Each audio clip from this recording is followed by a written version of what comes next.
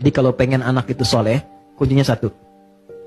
Orang tuanya memperbaiki diri menjadi baik. Itu langsung gak diminta jadi baik. Itu udah pasti. Rumusnya udah begitu.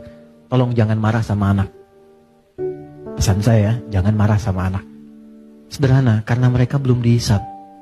Anda dihisab. Kan tidak lucu yang dihisab marah pada yang belum dihisab. Anak tuh kalau salah, Allah gak marah karena dia sedang belajar. Masa Allah yang Tuhan tidak marah pada yang tidak dihisab? Kita yang bukan Tuhan marah pada yang tidak dihisab, dan kita dihisab.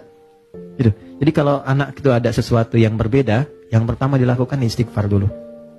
Karena anak hanya mendengar dan melihat apa yang dia lihat dan dia dengar. Lalu setelah itu mohonkan kepada Allah kebaikan.